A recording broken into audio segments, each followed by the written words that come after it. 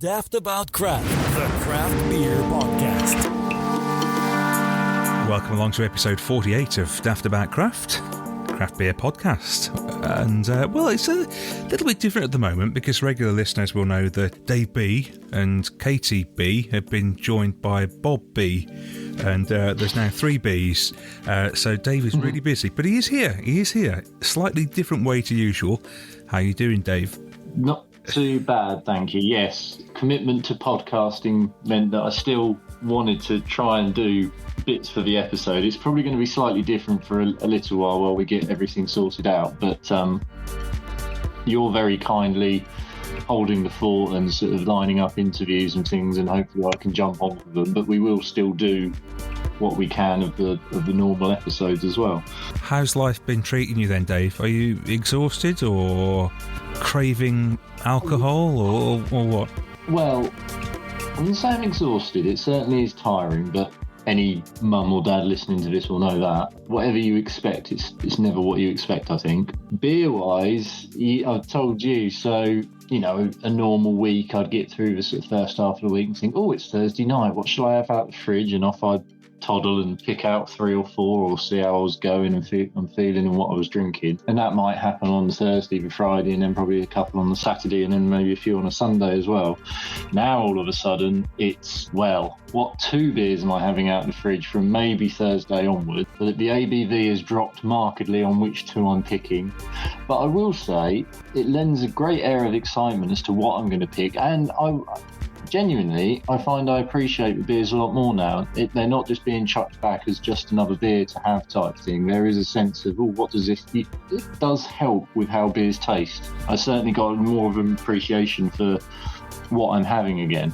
That's been quite nice. And for a peek behind the curtain, we're doing this on a Saturday afternoon. And I said just before we started recording, a normal Saturday afternoon, plenty of sport on, and I'll be sort of thinking, when shall I have my first beer? And sort of then go and get a few out of the garage. Well, again, it was like, what couple shall I have? And then I'm in an hour and whether to come back in with any others after the one we're going to sample for this episode because of the strength. So there's priorities have already changed in about 3 weeks. You get to savour every beer you have now, every last drop. You're not just, like you say, slinging them back and that's it. Yeah, you really do. Like, I've got very full fridges because I've sort of reverted to the lockdown mindset of, I can't go out and have any beer, so I'd like to have plenty of beer to choose from in the house. But there's definitely a real kick out of working out what I'm going to have. And obviously I appreciate, that happens for some people anyway who don't perhaps buy as much beer as we do. But obviously I can certainly appreciate that mindset now of going in a bottle shop or placing an order and getting half a dozen, but then rather than throwing 3 back one night and 3 the next, spacing it out for a bit and really enjoying what you're having.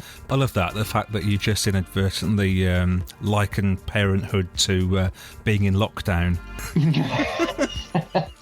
It is a job to know at the moment when we'll next go out, or properly. But actually, I say that there is talk of we might take a little trundle around the village tomorrow, which is... Oh, excellent. Well, yeah. And again, 3 weeks ago, that would have just been a given, and it would have been like, we'll walk the dog at some point today. And now it's actually could be the event of the day. Well, hopefully this is a welcome addition to your day recording this. Because what we're doing... Yeah, definitely. Whereas Dave would usually be in his little studio set up and me in mine, I'm in mine and we're talking to Dave via WhatsApp. And I think it sounds okay. I think we're doing well, apart from I just dropped my phone a minute ago and Dave disappeared for a second. But I think we're doing okay. And what have we got coming up on this episode then? Well, with all the bits that you didn't have when we had our Mill Hill episode recently. So Brew to Me, Tried and Tested, Brewer's Wife, Hype or Tripe, and any other business. We'll be joined by Anthony from Twisted Wheel. He'll give us the latest on what's happening with them, because you'll remember they closed down last year, just before Christmas. Then he started the business up again on his own, and it seems like they're going from strength to strength. So Ant will be here with the latest update from them. Meanwhile, let's kick it off as we usually do with Brew to Me. And Dave, what have you got for us this time? Things are a little bit different in my house at the moment, with a newborn at the time of recording this literally a foot away from me asleep. That does mean we've got to adapt, and in doing so, Brew to Me is sort of coming a bit remotely. And the first one I'm doing this way, and hopefully not forever, but just while we get things under control is from Next Stamper, who are based in London and have been going since 2016. Now, Next Stamper, I thought when I first saw it, was quite aggressive and actually not that nice a name. However, the back of the can does explain the origins of a Next Stamper, and it's actually really cool. Craft brewery in East London, and Next Stamper is not a literal term, but it is a hat-tipped olden-day pot boy stamping around the streets collecting tankards. So it's nice to see that the history of beer is sort of captured in that. I'd never heard of the word before. I don't know if you have as well, Dave. And Adam from Next Stamper, who I reached out and got in touch with when I saw their beers, very kindly sent me 12 beers to... I think it was 6 different beers, 2 of each. It might have been slightly different to that. But anyway, the beer I am trying is called Elbow Crooker, which is a session IPA with Enigma and Citra. So Elbow Crooker pours very pale and very clear as well. You would almost think to look at, I'd be possibly having a lager here. It's definitely got that lager look, both in colour and in body, and also with the head. There's quite a decent head that hangs around. Smell-wise, there is a little bit of a tang, which I presume is from the Enigma. It's not unpleasant at all. Tastes a lot fuller than it looked. Big hit of Citra, and then the Enigma's there as well. It adds a bit of bitterness, and it also has a bit of a jasmine-y flavour. It's almost like that Ella hop, Dave, which we had many moons ago on the show when we reviewed a beer using exclusively Ella. I must confess, this isn't the first one I've had, because I've had these beers and we've been waiting a little while, and then obviously things have happened, so we haven't been quite on a normal recording schedule. So I have indulged in a few of these beers already. I have had my other can of Elbow Crooker before, so I know it's a good beer. But it's also worth pointing out again that there's a lot of history going on with the naming and whatnot. Elbow crooker is an 1800s term for a beer drinker. It originates from the phrase to crook or bend the elbow as the drinker tossed their pot or took a drink. So Adam clearly and the team at Next Stamper are clearly quite interested in the origins of beer, and here he is now to explain a bit more about the brewery and the beers themselves.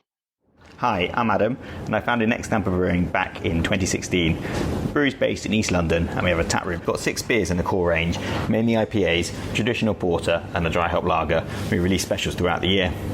Elbow Crooker was first released in early 2018, and it was designed to be a truly sessionable IPA at 4%. Later that year, we were really pleased to pick up gold at Seaver's National Keg Awards in the Pale Ale category and overall silver. Over to Joe to tell you a bit more about Elbow Crooker. Hello, I'm Joe, lead brewer here at Next Stamper Brewing. So the Elbow Crooker, with this beer, we kind of like to mix it up a little bit as we go. So it's undergone quite a lot of changes since its sort of formation.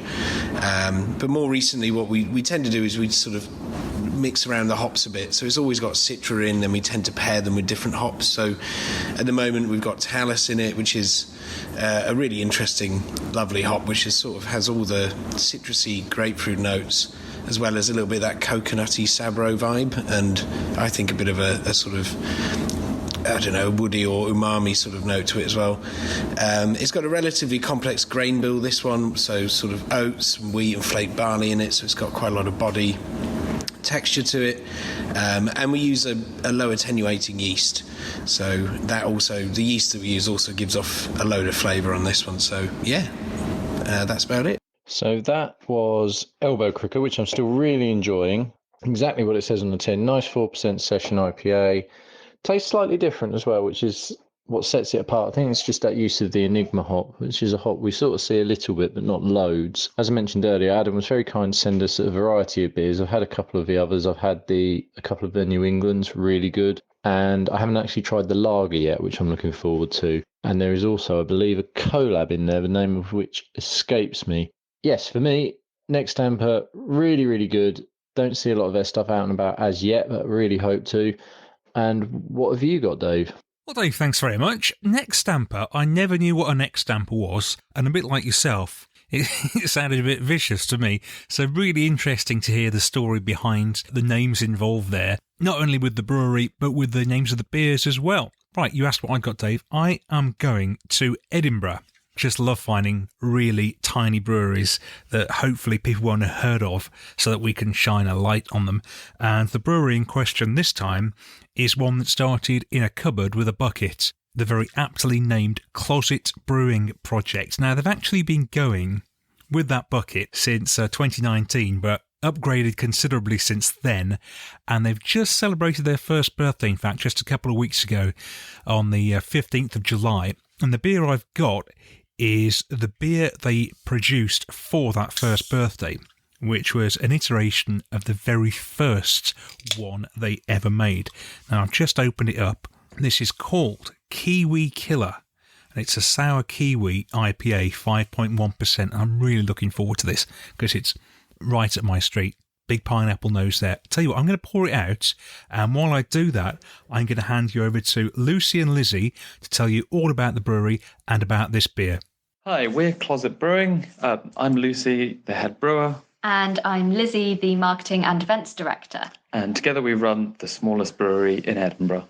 We began Closet Brewing in 2018 as a home brewery project. We literally operated out of our cupboard with a plastic bucket fermenter. We did that for a few years, and then during the pandemic, we started to expand. So we had better kit. Lucy was studying for her Cicerone, so our knowledge base was expanding. We started experimenting with new styles and new flavours. And after lockdown started to ease, we realised that we'd been having so much fun with it.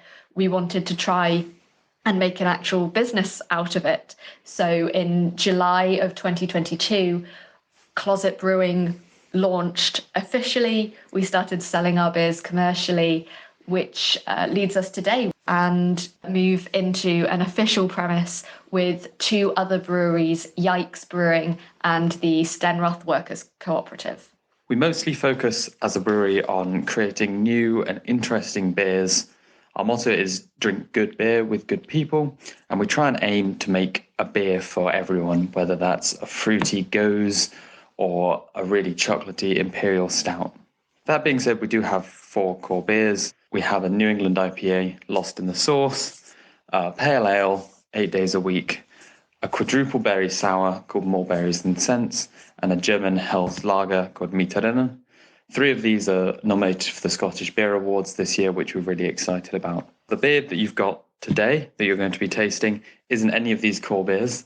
It is a beer called Kiwi Killer, which is a version of the very first beer we brewed as homebrewers. And it's a beer that we have brought back for our first birthday party at Moonwake Tap Room. So this beer is a Kiwi Sour IPA.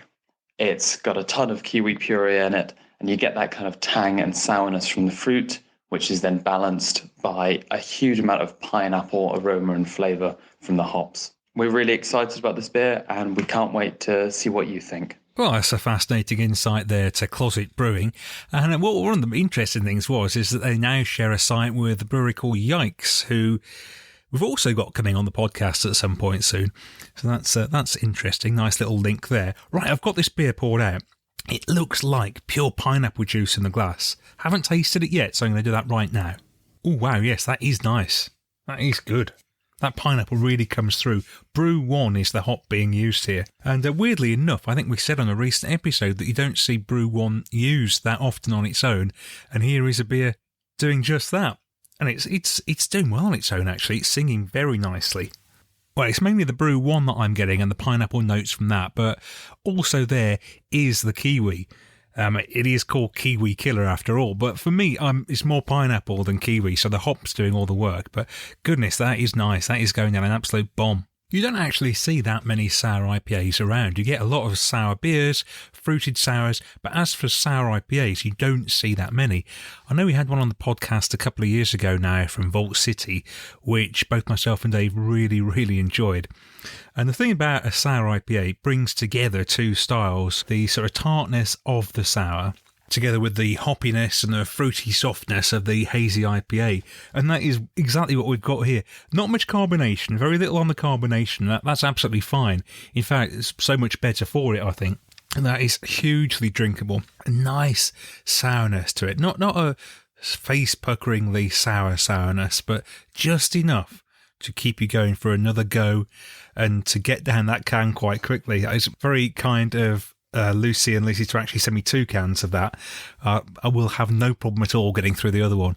I think I'll be going for that pretty shortly after this one, to be honest. That is really good. I really like that. And it amazes me that so many of these small breweries are out there that we haven't heard of once you get very far away in distance from them. And they're making really great beers. They also sent me down a collab they did with the now defunct Alphabet Brewing Company from Manchester called The Last Train Out of Manchester, which is a Vienna lager, 4.5%. So that'll be interesting to try. But I would definitely like to try more of their stuff, actually. I'll be keeping a close eye on what they do. But this is a great example of a sour IPA. Spot on for me. Time now to have a look at what we've been enjoying since our last episode. This is a section that we call Tried and Tested. And like Dave said at the start, he hasn't been drinking so much because of the birth of their little one, but he has been enjoying his beers. So which beers have you been enjoying most, Dave, or which beer? Yeah, and I think this beer probably says a lot about it, because I've placed an orders with a few breweries of late, and one of them was Ampersand, who are relatively close to me in Diss, in sort of Suffolk-Norfolk border. And they had a couple of their pales, which I was interested in, had those, and they were fine without being exceptional. They had 2 stouts. One's a caramel milk stout, or is it just caramel stout? Anyway, that's 7%, which I haven't had yet. But the other beer they had, which I thought I'll take a punt on it, was Cowella, which is a hazelnut milk stout. Now, I'm not a huge milk stout fan. I often find they're a bit watery, and you get the milk, but maybe not a lot of the other flavours. But this was brilliant. I think it's only about 4.3 or 4.6%, but you get the hazelnut, but it's not super sweet. It's there without being too much, so it tastes synthetic, and it holds up all the way through. The body of the beer was decent. It wasn't really thin, and it was just a really nice milk stout, which isn't something I often say. It's never a beer I'd say, if there was one on tap somewhere, I'd probably pick it eventually if I'd worked my way across some taps. I'd never go to it first. Any lactose or anything in there or not? I think there was a bit, but if there was, it was used with a nice touch. It wasn't just making it thick and sweet for the sake of it. It was a sweet enough beer. Like, it wasn't cloying. Like, I think I had it while I was making dinner, so I didn't have it at the end of the night and then was like, oh, can't possibly do anything else now. That's just filled me right up. Yeah, so. It was. A lot of them can be a bit like, you having your dessert after a meal, can't they? Yeah, exactly, and it wasn't like that at all. It was really nice. So Cowella from Ampersand, I'd highly recommend. I'm very excited, as I say, about that caramel stout as well, to see what they've done with the flavour of that. Love their artwork as well. Their cans, they were so distinctive. Aren't their they? cans are great, aren't they? They really stand out. Their cans. They're all white with just the black writing and the logo on, aren't they? Normally, they have changed it and they've added a few now, which is the same principle on the designs but different colours, and they look amazing as well. They really stand out. Excellent. Well, the beer I'm picking, you won't believe this, Dave, is a Hopfenweisser. You'd never have imagined I'd ever pick one of these, would you, going back from when we started this podcast? How about that? No, not at all. I'm interested to see who's done it, because obviously when I think of one, I still think Germans do it best, but there has been the odd exception to the rule over here. They may well do it best. I mean, I haven't had many of these. I just know this was really nice. It was from a little Worcestershire brewery called 3 Words. Tiny little brewery. They did a tap takeover at a place in Evesham called BCM. And I went there for this, and they'd got about 4 different beers on, and this was the one that really stood out, and it was called Control Alt Delete. It was on cask as well, only about 4.5%. I had a Mill Hill on this part of the podcast a few months ago, which was on cask, another great colour, and this was the same, just bright yellow, and it tasted amazing. So you've got your banana and cloves type of thing, and then your citrus and pine all coming together. It was really good. I hadn't had anything from 3 Words before I went to this tap takeover. And then to go and have a beer that was that good, that brewery could do really well. And like I say, his other beers were good as well. It got a Session Blonde on cask, which again was... None of these beers tasted like your traditional cask beers, like you'd expect them to taste. They're really knockout beers. And knowing how you operate, I'm sure you've tracked down Mr. 3 Words already. So are we having him on a future episode, or is he... We are, yeah, we are. Yeah, I thought we might do. The intention is for him to come on. What he wants to do before he does come on and talk to us is just make sure he's got a few more cans in his armoury. Because he does a bit of canning, but not much. But he wants to get a few more cans, a few more beers canned, so that if anybody is listening and wants to try them, they'll be able to get them from him, from his web shop. Time to talk to Sam now from the Copper Beach Brewing Company in Kidderminster, a.k.a. the Brewer's Wife. Welcome, Sam. Hello. How's it been going? It has been chaos. Do you remember back... No, I'm just showing how old I am here. On Steve Wright on Radio 1, I think it was back then, he used to have a character called Mr. Angry. Do you remember Mr. Angry? Ever heard of him? No, I haven't. You are showing your age, aren't you? I think we've got Mrs. Angry today because you're going to be on a bit of a rant, I think. No, I'm not. I'm going to keep it I'm going to keep it nice and calm. But I might start ranting then. You can rant. Because this annoyed me as well. Do you want to put the listeners in the picture? Obviously, at the moment, summer, lots of events and different things going on, and we've signed ourselves very, very much overcommitted ourselves to doing all sorts of events. And luckily, we've been calling in the troops left and right, and you've all been pitching in to help us. So that's been amazing. And we did the Malvern Food Festival for the second time last weekend, and it was our record-breaking sales weekend. It was absolutely epic. Best ever weekend, wasn't it? Yeah, best ever weekend we've ever had. Yeah, so we were obviously on quite a high from that. It was great, events are brilliant, I think. Selling beer is great, but selling it and watching people enjoy it there and then, and you get instant gratification, instant feedback. They go, oh, that's great, and then they're coming back for another one. Oh, I'll try this one, or... oh, can I have a little sample of that one? I'll see what I think of that one. You just get into such lovely conversations with people. So, yeah. And when people come back again and again, I mean, I was helping out and my wife Lisa was helping out as well. And there was people who literally sat there for a few hours drinking one pint after the other and coming back for more. Yeah. That's the ultimate gratification, isn't it? When somebody keeps on drinking it. But there will be always somebody who's just hell-bent on bringing you down just a little bit. Take the gloss off it a little bit. So we got home that evening and we received a message on social media. And you know what? I'll be fair. I think if the message was worded slightly differently, there's something in what was said, but the language used was quite baiting, I felt. Basically, we give out samples at events, and we really like to give samples to everybody, not just if you're sort of standing there looking at it. Free samples. Yeah, free samples, of course. And if somebody comes up to the bar and says, we can have a pint of a birdie or whatever, we will usually always say, do you want a little sample of that first? And probably 50% of people will give it a go and have a sample. Yeah. The others will dive straight in. Or you say, do you want to try anything else while you're up here? Yeah. So, they might want to try something different next time. Yeah, some people go through the whole lot sampling. Exactly, yeah, they want one of everything. That's fine. You'll find one you like, I'm sure. Exactly. So, so we like to offer samples, and we do like to encourage people to have samples. And there's obviously never any obligation to purchase from a sample. What we use to give samples is usually our half-pint, plastic cups. Not that you get a half pint of sample. No, you get a little dribble in the bottom.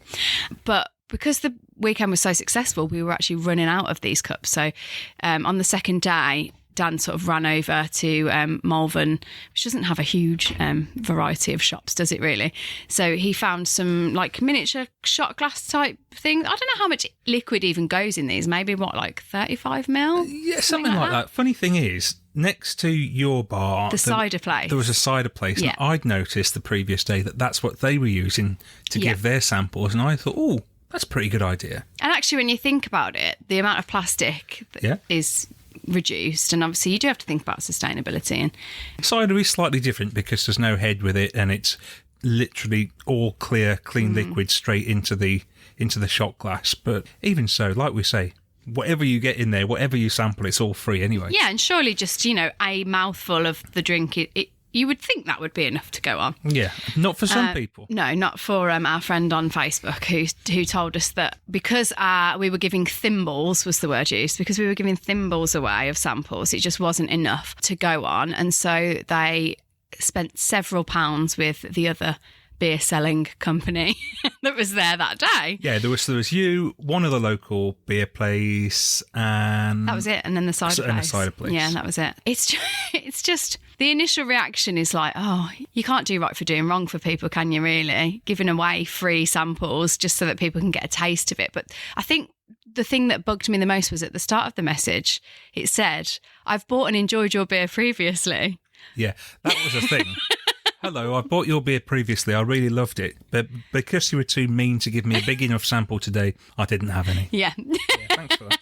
So, yeah, it was a little bit of a It's a bit like I support you with one hand, then take away with the other. I don't want to support you too much. But you know what? We had such an amazing weekend. It's not like we would never have known that. And actually, I don't know whether it's a good thing that some people do come forward and tell you these things if it's their opinion, because how many people are thinking the same thing but just not saying it? So I suppose with everything, like you said at the start, it's just the way you say these things, isn't it? yeah, I think definitely it could have been a little bit kinder.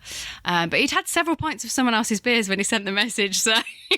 I think maybe you'd had too many of the other people's beers and then thought, oh, I'll get a bit handy on Facebook Messenger here, and probably regretted it really, because all you needed to say was, oh, I came by, I noticed you were doing samples, but I thought they're a bit small, so I went and had some beers elsewhere on this occasion. Would be great if you offered larger samples in future, or something, anything. Or actually, if we're talking about best case scenario, what would have been wonderful is if he'd have just said at the time when he had the sample, oh, that's not very much. I don't think I can really get a taste of it. Is there any way I can try a little bit more? Yeah, and we would be absolutely more than happy to oblige. Of course we would. Yeah. So, yeah, unfortunately we weren't given that opportunity, but, This is it. I mean, no little business is going to say, well, no, you can't have any more, because ultimately you want to showcase your product to them and get them to drink it and buy it, don't you? Well, of course, that's the aim of it, that's why you give samples, and it also shows how much you believe in your own product, because you're saying, try it, it's great, we love it, you're sure to love it too, find the right one for you, and then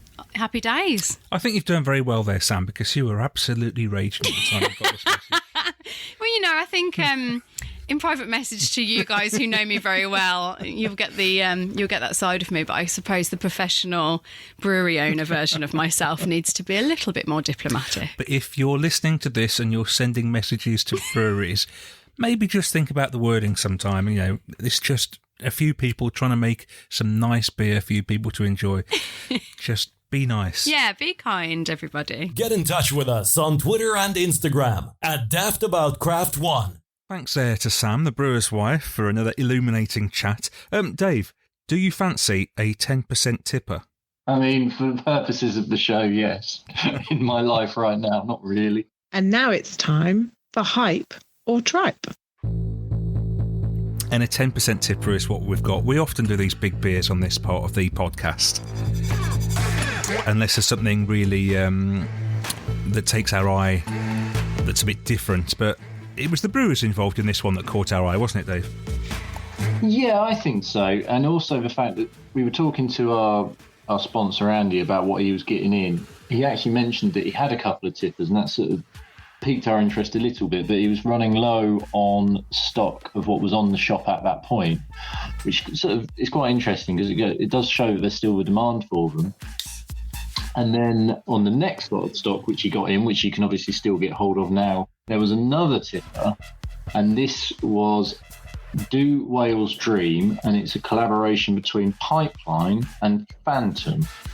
So Pipeline from Cornwall and Phantom from Reading. We've got Johnny, the head brewer from Pipeline, coming on to talk about how it came about and why they made this beer. But I just opened the can.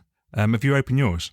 I have opened and poured out a bit of mine. It smells amazing. So the hops involved in this are Mosaic, Nectaron, Strata. I can smell Strata and maybe the Mosaic. That is so weird, actually, because I was out at Nothing Bound just recently and I had a beer from them which was Strata, Nectaron and something else. So quite similar hop bill. Let's see. Nectaron is a very in vogue hop at the moment, isn't it? Mm. Oh, it smells very fruity. Nectaron, that really comes through for me. The Nectaron comes through for me. That's interesting. The dominant one for me is the Strata. I don't mind Strata. I like it as a hop. I think of it, it sounds really weird, I think of it as a smell and a taste as just thick, if that makes any sense. I don't know if it has a defining flavour, but it's just really strong. It just makes everything very big. Like if Strata's involved, it really gives it a very full, round taste. That's quite nice, isn't it, actually? It is, and I just wanted to touch on Pipeline, really, because I think we've probably discussed them a bit. They were ones that felt like they burst on the scene. Everyone wanted a Pipeline beer, and then they've obviously kept going and been putting out beers, but for me personally, they completely fell off the radar. I remember having a couple of theirs when they first were sort of the new hype sort of brewery, and I thought they were not bad beers, but nothing that I hadn't tasted before. So when we got this off Andy from Hydrology, I did make a point of buying a couple of other ones just to see, because we've talked about this so much that you might have a brewery, forget about them, and then they carry on. You go back and you think, oh, wow, I've really been missing out here. Their stuff's knockout. So I'm looking forward to trying the other beers as well from them. We were just saying. Tell you what, that's the ABV, isn't it? It is, isn't it? And there's no hot burn. No. It doesn't feel as though it's knocking you around too much either, does it? Which is ideal for you. Yeah, I'll just feel it when it does all kick in sort of an hour and a half's time or something. But that's credit to them, because that doesn't taste of 10%, and there's also not that nasty sort of rough hot burn when it's just strong. Like there's none of that. It's not sticky or anything, is it? It's not sticky, or it's not overly really sweet either. And it's a little bit sticky, but not to the point of, when you have a Verdant, for example, one of their dippers, and they taste very sticky. It's not to that. It's smooth, it's full. I would say it's slightly boozy, but not super boozy. I really quite like that. It's the first tipper I've had in ages. I can't remember the last one I had. Probably it was one that we might have done on here. Well, we were just saying that during lockdown, when we first started this podcast, which, by the way, I think is now 3 years ago. This might be our 3-year it could be, couldn't it? anniversary. We're not really into celebrating things like that. It's a bit self-indulgent, isn't it? But I think it is 3 years since we started. But we used to sit there on Zoom calls at night, me and Dave, and we'd knock back. We'd do an episode, so that was about 3, maybe 4 beers. Yeah, and then we'd carry on going, wouldn't we? I remember one night we recorded an episode, and then we started knocking back 10% Vocation stouts afterwards. Do you remember? That's right. Oh God, yeah, and we're highly critical of them for being very synthetic. yeah, we were. Yeah, but how times change again, because, like you just said, you can't remember the last time you had a tipper, and I can't either. I know I've got lots in the fridge, but I never get round to drinking them. It's the same principle as the Imperial Stouts. I've got a whole top shelf on one of my fridges, which has all these big cans, and I keep looking at them. I think, when am I going to drink these? Because I know they don't go out of date, which is great. Just as well, isn't it? But I need company to drink these. I'm not going to sit and polish one off on a night now and I wasn't doing it before Bob arrived, but I'm certainly not going to be doing it anytime soon, because I'd want to split them. And, you need to persuade Katie to take up massive Imperial Stouts. Well, she's only just having her first glass of wine, so we'll see how that goes. She might get a taste. She might get a different taste for different things now. Her palate may have changed after pregnancy. Yeah, might well have done. Yeah, so Katie's having as we record this now, she's having her first. She was, and then Bob decided to wake up and wanted to feed. So she's been a bit derailed. They've got a knack of timing it just right, or wrongly, as it may be. Let's hand over to Johnny from Pipeline. Tell us all about it, then we'll just come back for a quick roundup, see how it's developed in the glass. Hi, it's Johnny from Pipeline here. Just want to give you a bit of a background on Pipeline before we get into the beer. So Pipeline started 2018, which was actually just a part-time thing in my garage whilst I was doing my day job. When we launched cans in 2019, they absolutely flew, and it soon became obvious that the day job was going to have to go and that the brewery was going to take precedence. So moved into current premises in October 2020, straight into lockdown, and the kit was just not big enough. Straight away needed to invest in kit that's twice the size. So now we've got a 12-hect brew house with a 18-hect mash tun, which lets us do big beers like tippers nice and easy. And yeah, the lockdown was actually quite good for us because it gave us a chance to get all the kit installed that we'd crowdfunded some money towards. We got 24 grand's worth of funding for that, which really helped. It's not easy starting a brewery from scratch, especially when it's just all your own money without any outside investment. So that was great, just people getting on board and loving the Pipeline beers I've produced already. And then, we flew from there. So now we're just cracking out as many beers as we possibly can, really struggling to keep up with demand. As that's a great success story for Pipeline. I'm really, really proud of where it's gone with just minimal outlay for myself. And so, really pleased with the way the brewery's gone, onwards and upwards. So, more about the beer. So, first met Albert from Phantom when he was working as head brewer at New Bristol. They'd tried one of my dippers, Stargazing at Midnight, and they were just blown away with that one, saying it's the best beer they'd ever had. So we brewed a dipper together. And then Albert left and went to Phantom. So obviously we got that connection already, and got a call from Albert saying, do we want to do a collab together? So I jumped on the train, went up to Reading, spent the day brewing Interdimensional Narwhals, it was called. It's a Kolsch style beer, which we use Phantasm in the Whirlpool, which is a really interesting product. It's really going down the research of thiols side. It was a fantastic beer, really, really juicy. It drinks more like a pale than it did a lager, cracking beer. And then Albert came back down and we decided we'd brew something big. So we went really big and put together a tipper, which is the first tipper that I've brewed, certainly on a commercial scale.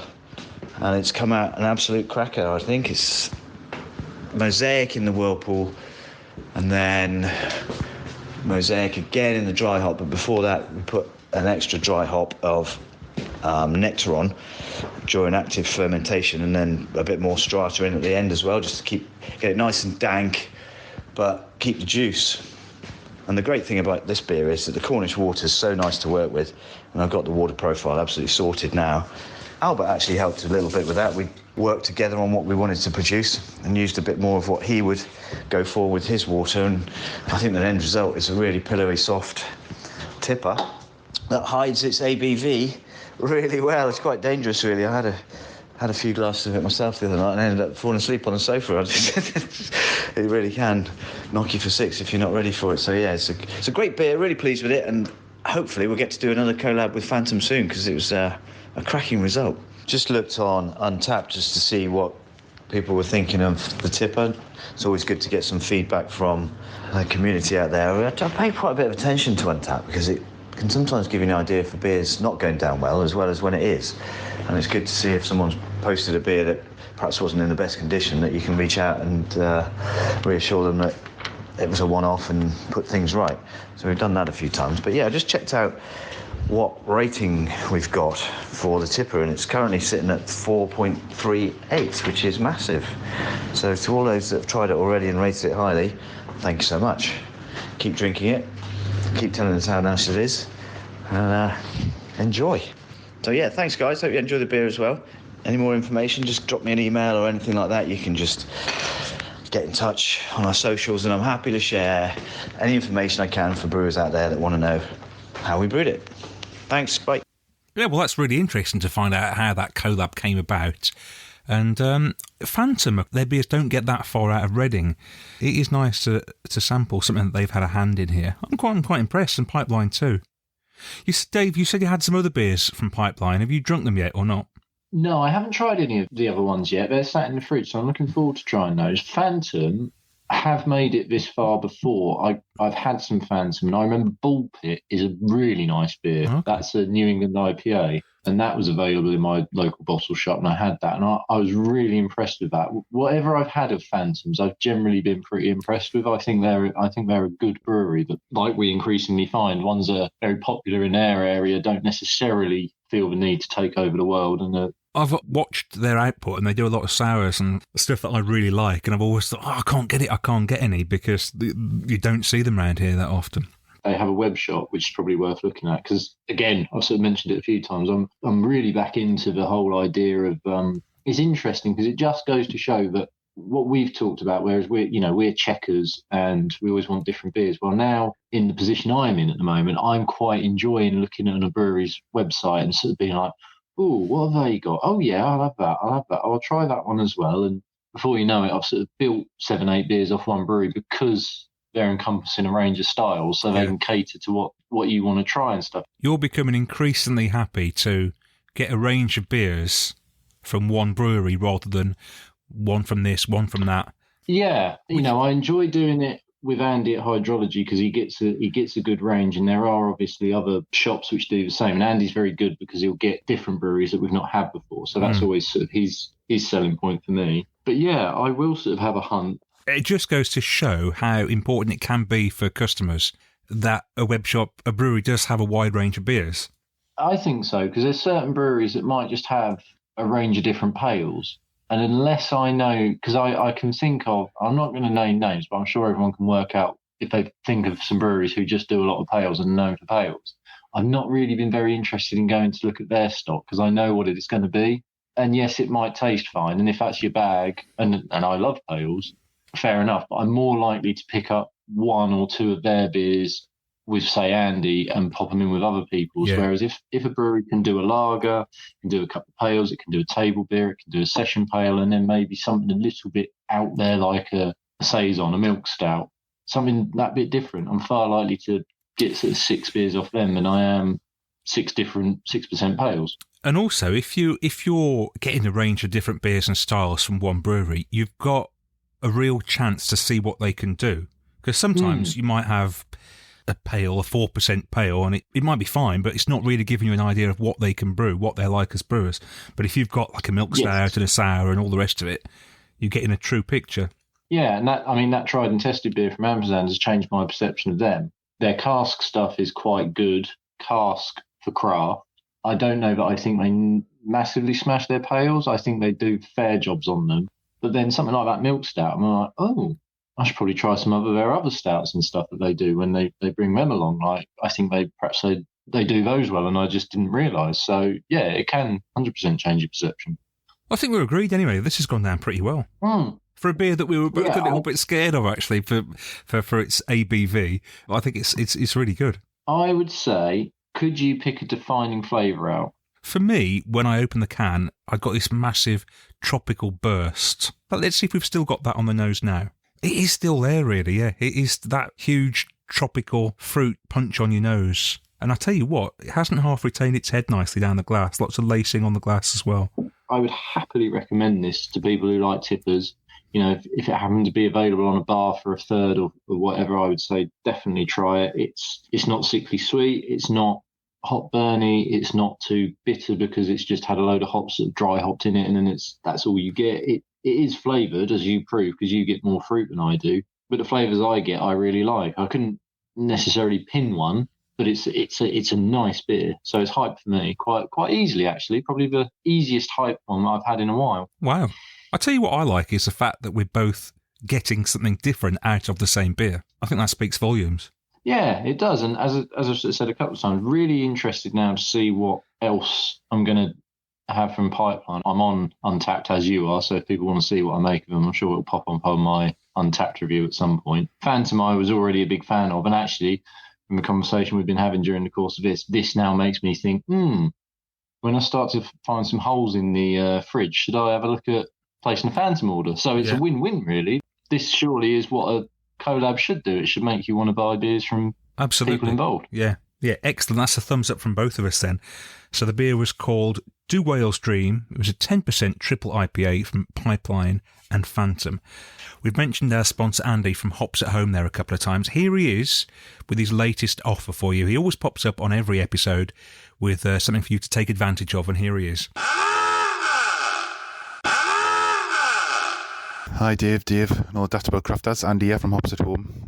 Just a quick update from us, what we're adding on this week. We have some Arbor in, including a collab with Phantom, some Vocation, including Whamageddon, and also Death by Cherry Sour, which will go down absolutely really well at the moment because people seem to be absolutely loving their sours in all this sunshine. That's a laugh, it's absolutely chucking it down. Anyway, also some Verdant in as well. Last week we added some new Vaux, a Westie, and also a New Zealand Session IPA, which we really like, Freddy's Drop, which we tend to get in one of their core beers. We also put some Make from down in Portsmouth. The 500ml cans are always a draw, and the two beers we've got in from them are a double IPA and also a mango and strawberry sour, which I've had both, and both are absolutely fantastic beers. So don't miss out on these before they go. We'll definitely be getting some more in from that brewery, but those are limited cans as such at the moment. We also added some Pipeline, including a triple IPA from them. Always really good beers from Pipeline. They were sort of mentioned to us, or recommended to us rather, by a friend, Mark, who was down there on holiday in St Abbs in Cornwall, had some of their beers and said they were the hoppiest beers he'd had. only comparison B and he could make was 2x2, which if many have had 2x2 before, they do hops really well, and these guys do too. I'm trying to think of anything else that we've added over the past few weeks. Some Beak as well, we've got in a few weeks ago, and also some Verdant a few weeks back, including Never Known Sharks Like It, which I think we still have about 3 or 4 cans left, as well as Whale Sharks 2 and a couple of collabs. I think one was with Basqueland. Usual place to find us, Hops at Home on social media, and of course it's hopsathome.co.uk. Which if you get on there now and you'll see a pop-up to join the mailer, then you'll get an email telling you about that HOPS10 code. But yeah, HOPS10, HOPS10, HOPS10, HOPS10, HOPS10. Use that to get 10% off your first order with us. Cheers, guys. Ta-ra. You're listening to Dave B and Dave D on Daft About Craft. Right, well, we're nearly at the end of episode 48 of Daft About Craft. Like I say, it's been slightly different this time. Dave's not in his little studio upstairs. He's downstairs in the kitchen on a WhatsApp call. But I think it's worked pretty well. Yeah, well, hopefully we'll finish this and you won't say that the quality is shocking. And fingers crossed, normal service will be as resumed as it ever can be with a X week and X month old. But it's actually been a real throwback, because we've talked about when we were doing this in lockdown, and when we did start this, I did this at this table where we would just sit and basically get drunk from like 8 till 2 in the morning. Yeah. So it's a nice little throwback. Nah, it's been excellent. Yes, what did I want to mention? Oh yes, just recently I was at the Birmingham Craft Brew Festival. Oh my days, like, you talk about polar opposites at the moment. Like, I generally don't suffer from the FOMO like you do, but watching you sort of, it seems like every day you are at another brewery tap or another brewery and stuff, and like the jealousy has been building steadily for the last couple of weeks. It's weird because actually today it's a rainy Saturday here and I haven't gone anywhere yet. And I've been looking at Instagram and seeing people out at all sorts of beer festivals, and I've been getting a touch of the FOMO, so you must be like off the roof with it. Like I say, it doesn't usually bother me, but it just feels like I'm not too worried. I've got a rainy Saturday as well, but just like, yeah, you seem to have been like, today I'm at Daya, today I'm at Nothing Bound, today I'm at Birmingham Beer Fest, today I'm here, and it's just like, oh my days, like, and what have I done today? Today I have stayed at home. Yeah. I've got no excuse. But, you know, such is life. I've had a few days off work actually this last week, so I've just been out and about a little bit.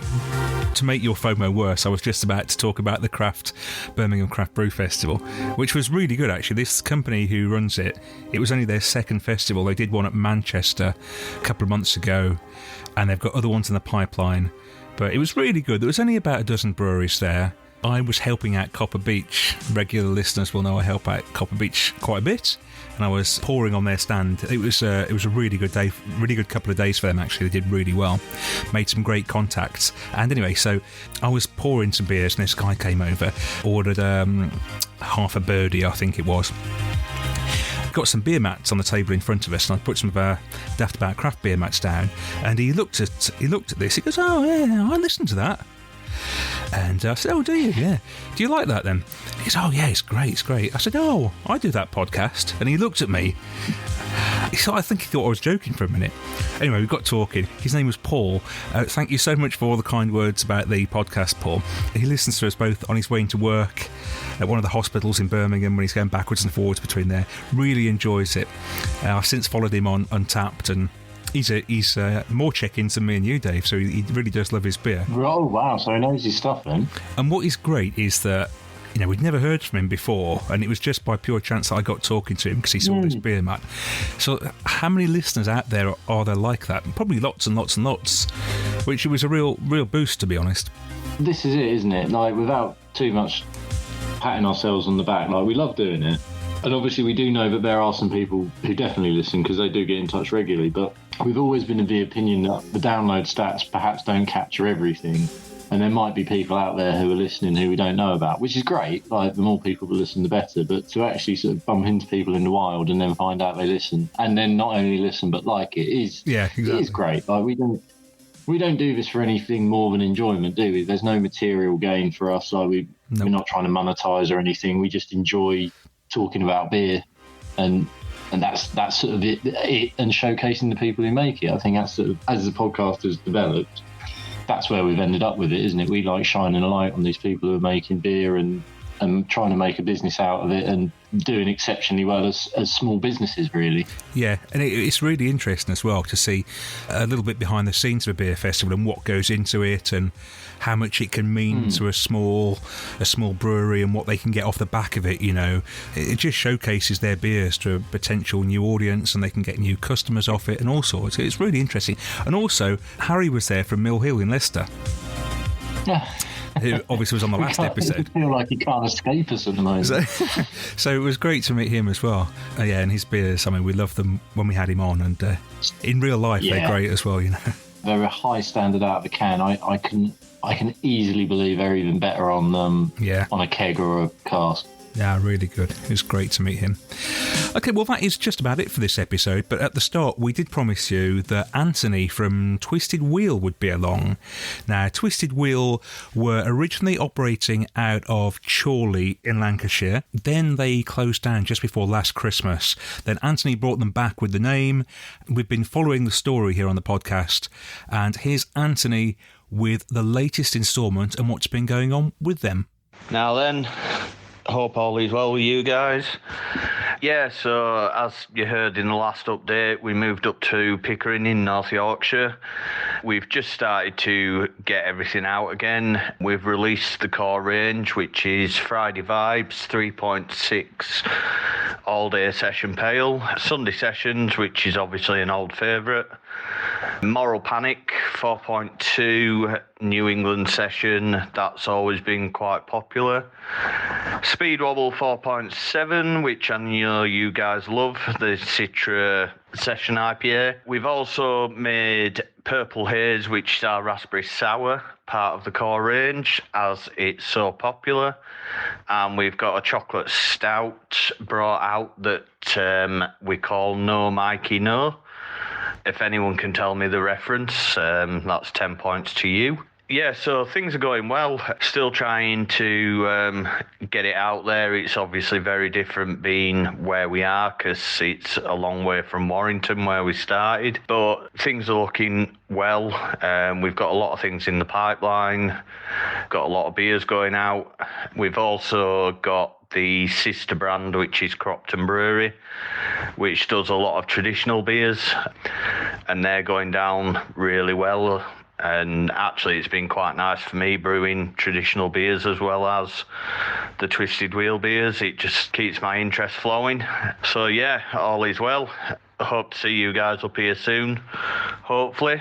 And for anyone else, Cropton's just outside Pickering. We have a pub on site that has the Cropton range as well as the Twisted Wheel range. We've obviously started to get cans back out, all the core range are in can.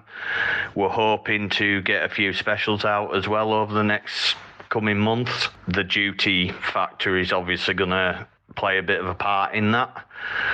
So yeah, as always, and as it has been this year, it's a testing time for breweries all round, but things are looking positive, so hopefully we're on the right track. Anyway, I'll speak to you guys soon. Take care.